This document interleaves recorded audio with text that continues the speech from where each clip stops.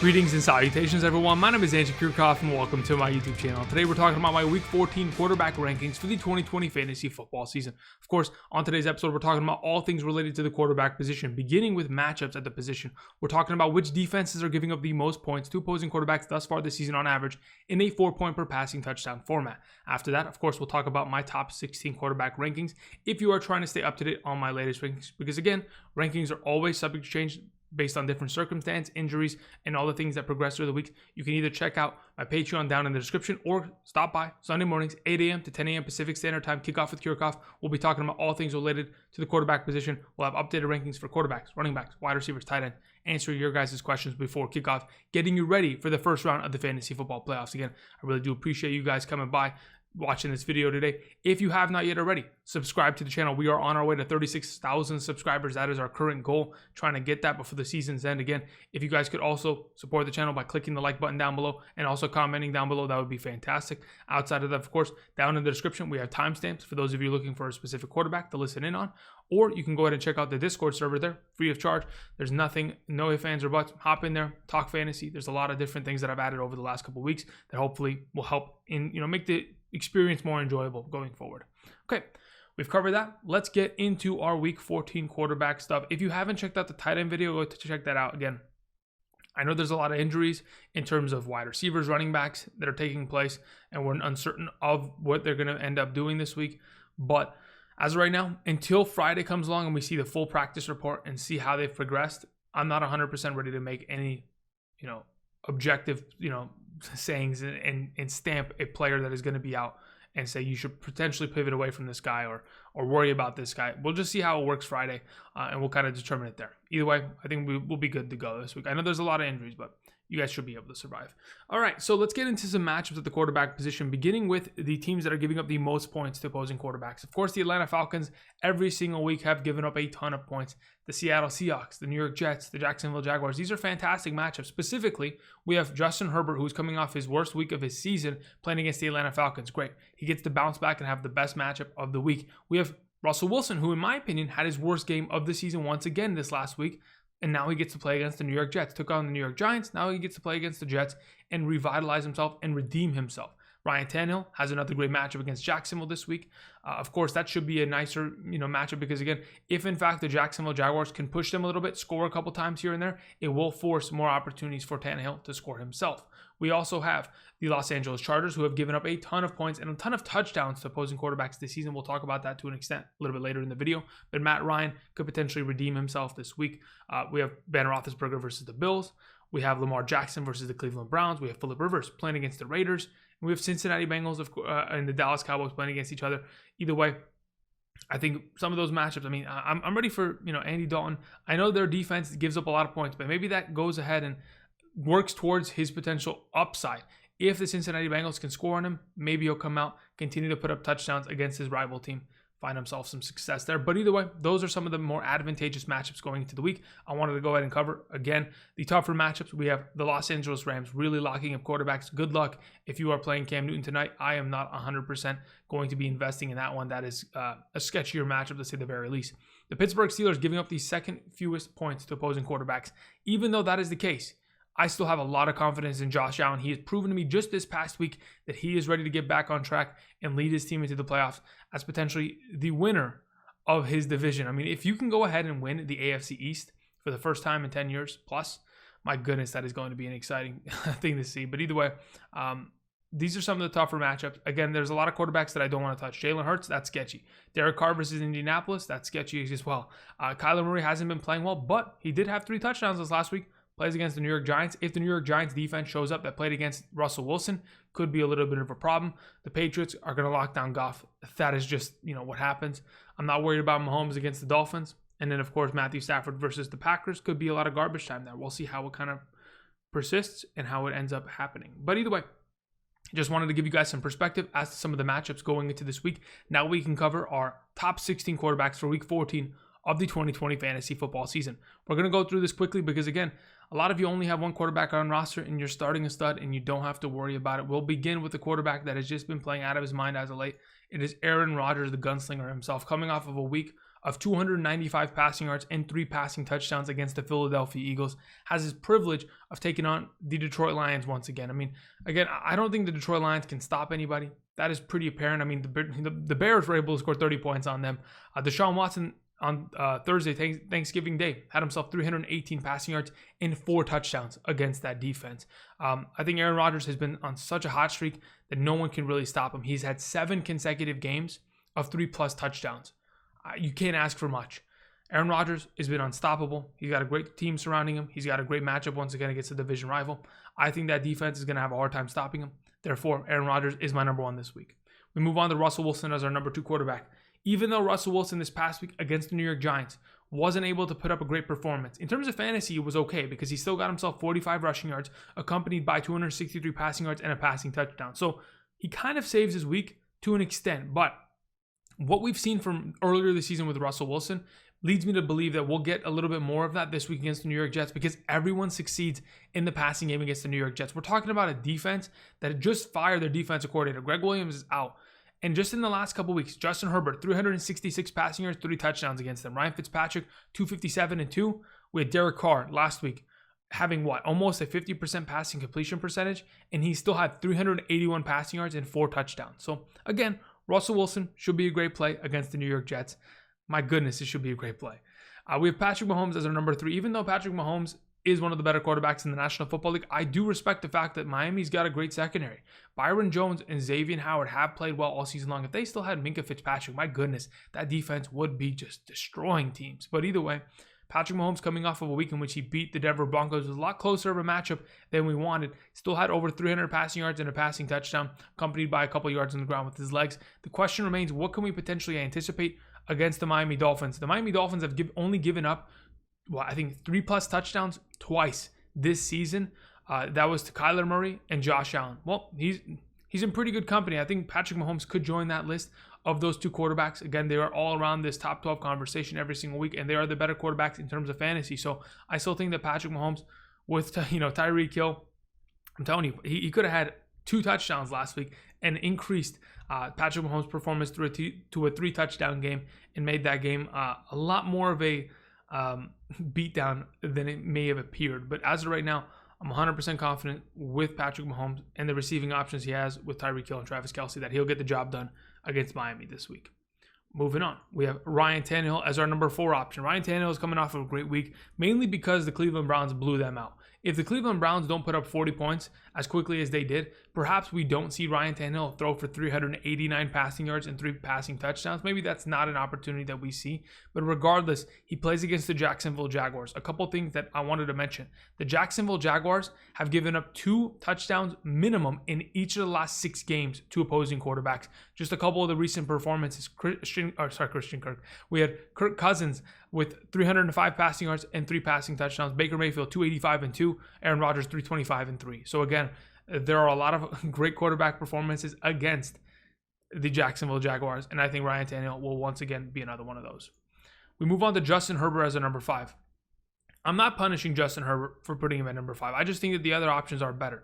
That being said, he does have the best matchup at the quarterback position, and that mainly is because the Atlanta Falcons earlier this season gave up a lot of points to opposing quarterbacks. Just recently, I know Taysom Hill went for 200 plus passing yards and had himself 2 passing touchdowns this past week, but let's just kind of take into account, we have seen the Atlanta Falcons really stop quarterbacks in the passing game recently. I mean, I know Taysom Hill didn't have anything the first time that they played around, and then we also had Derek Carr had the worst performance of his entire career. But recently, since the coaching change, I honestly do think that Dan Quinn's defense has, or now that they fired him, has kind of turned it around, and they are a better defense overall. I still think that they have a lot of gaps in the secondary, and of course, Justin Herbert will take advantage of it. But it's just a matter of, hey, are they that bad? No, they're not that bad in the secondary. But regardless, Justin Herbert will find success. Our number 6 for this week is the GOAT, Tom Brady. Now, here's the thing. Tom Brady has been playing better as of the last 3 contests. I know he's coming off of a bye week, has been preparing for this game against Minnesota, been watching a lot of film. That is a fact. But he's coming off of 3 consecutive performances in which he's played really well. He's had 9 touchdowns in the last 3 games. He's throwing the ball about 40 times a game. And I think he'll continue to have to throw the ball that many times a game as the weeks progress. Because, again, their secondary has not been playing well at all. And they play against the Minnesota Vikings. Kirk Cousins has been playing well over the last couple of weeks. I think he's had 3+ touchdowns in 4 out of the last 5 games. So again, this is going to be a pretty competitive battle. I think both these teams are going to have to throw the ball a lot. That is great for Tom Brady, considering the Minnesota Vikings do give up their fair share of points to opposing quarterbacks. They've been doing that all season long. Their secondary hasn't been great. And when we're talking about the weapons that surround Tom Brady, that just continues to increase his potential value this week.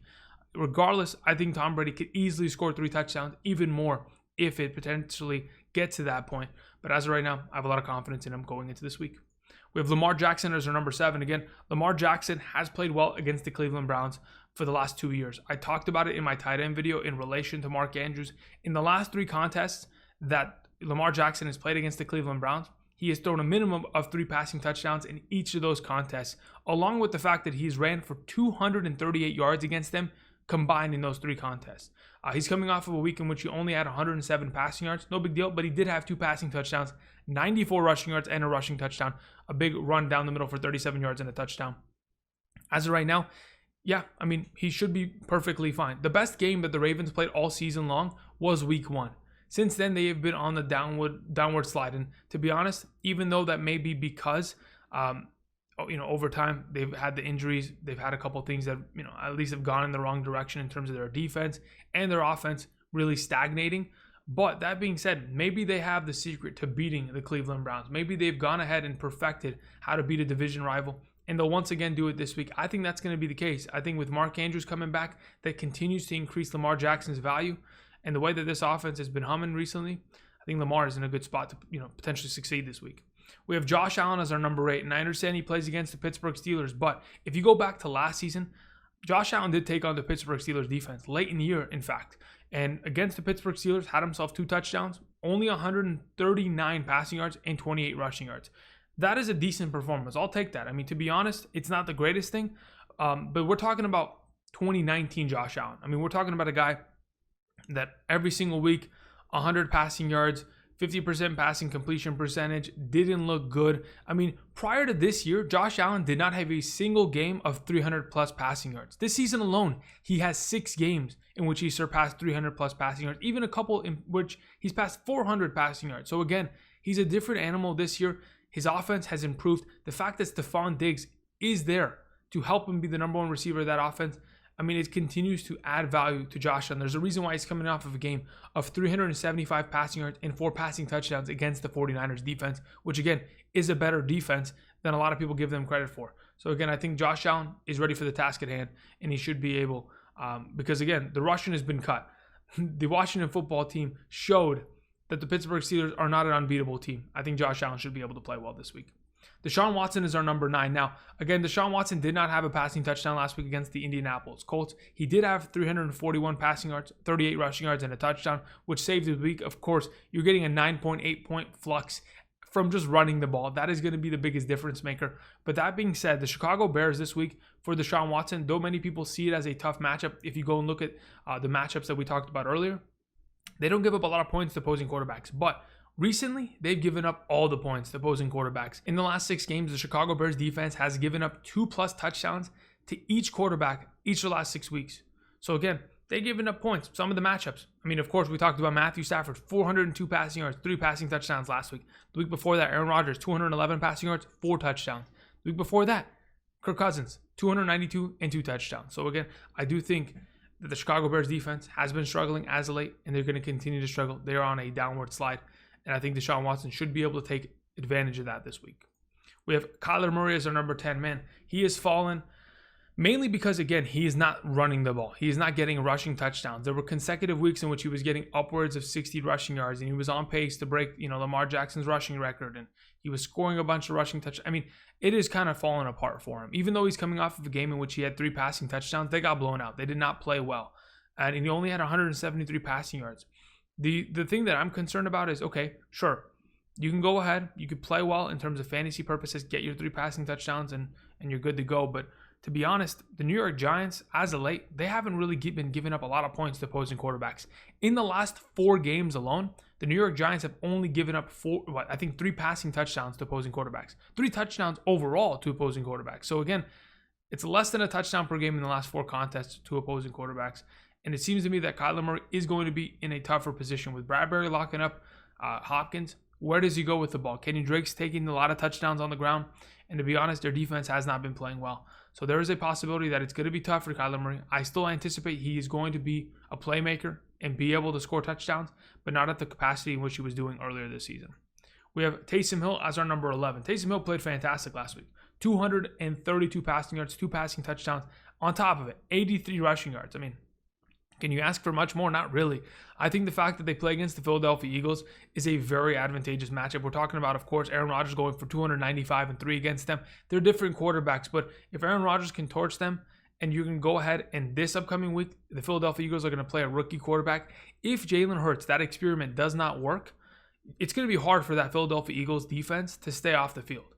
You know, you want to go ahead and give your defense rest, but if in fact Jalen Hurts comes out and after one first down, they're punting the ball, you got yourself that defense on the field all game long against a team that has a lot of gadget players, a lot of different schemes, and a lot of talented players they're going to throw at you, whether it's Taysom running the ball, Latavius Murray, Alvin Kamara, or you're getting diced up by, Michael Thomas, Traquan Smith, and or Jared Cook. There's a lot of options in that offense that they got to cover. It's going to be tough for Philadelphia, and that is why I think Taysom Hill is going to succeed, regardless whether he throws a touchdown or not. The opportunity in the work that he gets on the ground continues to be the lifeblood of what his overall base value is, and that in itself leaves me to putting him at my number 11 this week. We have Ben Roethlisberger as my number 12. Again, we talked about it last week to an extent. Ben Roethlisberger is a guy that is going to throw for 2 touchdowns every single week. He's done that so many times this year. That is what you're going to find. You're going to find consistency there. He plays against the Buffalo Bills. Buffalo's given up a lot of points to opposing quarterbacks just as of late. We had Nick Mullins, 316 passing yards, 3 passing touchdowns. Justin Herbert, 316 and 1 passing touchdown. And Russell Wilson, 390 and 3 passing touchdowns. I think this is going to be a competitive back and forth game. I think that is also going to force Ben Roethlisberger to surpass 300 passing yards, maybe get to that 2 to maybe 3 passing touchdown mark. If we can get to that 3 passing touchdown mark, he makes up his entire week and is even better than the number 12 overall spot. But as of right now, I think in a 4-point per passing touchdown format, I'm confident leaving him there. He's, again, one of the most consistent quarterbacks in the league with a lot of weapons surrounding him. A great play this week. Again, so we go back to Kirk Cousins. We talked about him multiple times just today because, again, he's just been dicing up a lot of teams. And he is a moniker of success in terms of how do you beat the Jacksonville Jaguars and score a lot of points? How do you go ahead and beat the Chicago Bears as of late? He's put up a lot of points against these defenses. And yeah, I've mentioned it before. He has had 3+ passing touchdowns in 4 out of the last 5 games. He's coming off of a week at 305 passing yards, 3 passing touchdowns. He plays against the Tampa Bay Buccaneers. It is a very advantageous matchup. But Mahomes went for 462 and 3 against them. Jared Goff went for 376 passing yards, 3 passing touchdowns against that defense. Teddy Bridgewater, week before that, had 3 total touchdowns, Drew Brees, 222 and 4 touchdowns. Those are just the last 4 games. In the last 4 contests, they've given up 13 touchdowns to opposing quarterbacks. I mean, Kirk Cousins, he's on the right track. I think he'll be playing really well this week against Tampa Bay. We have Matthew Stafford as the number 14 again. I think whether or not it is garbage time or not, I think Matthew Stafford is a different quarterback. He's been playing fantastic this year despite all the injuries that have taken place in that offense, all the different culture shifts that they've had with the coaching changes. Matthew Stafford has been the most consistent part of that offense, coming off a 402 passing yard game with 3 passing touchdowns, takes on the Green Bay Packers.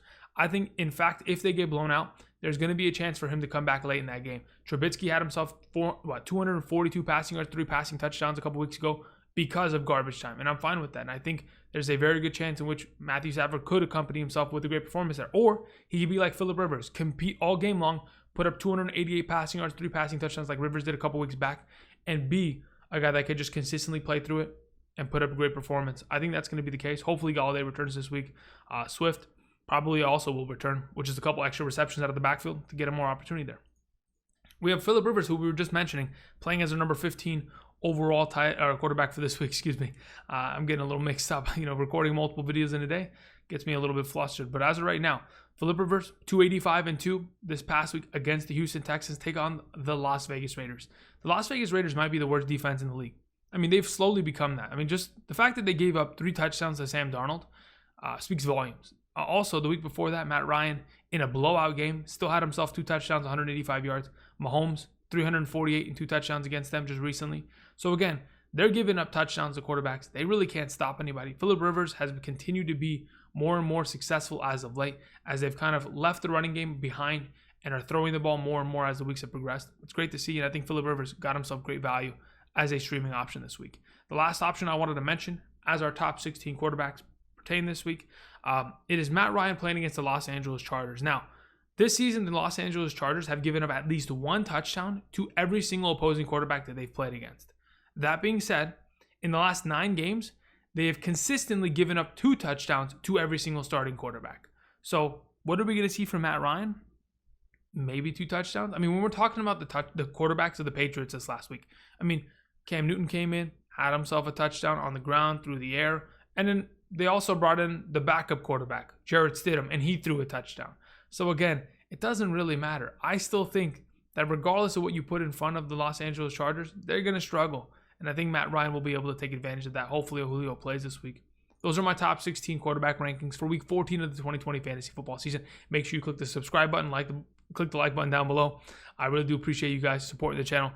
Makes a huge difference in terms of being able to keep me doing this and continuing to bring you guys information every single week. Thank you, everybody. I do appreciate it. Tomorrow, we'll do something different. I'm not going to mention it yet, but a little bit secret. Either tomorrow or Saturday. I don't know. We'll see. As I get more information, we'll divulge it. Either way, thank you, everybody, for watching. Enjoy the Thursday night game. And until next time, tomorrow or I don't know, Saturday, I don't know. We'll see. I'll see you guys. Peace.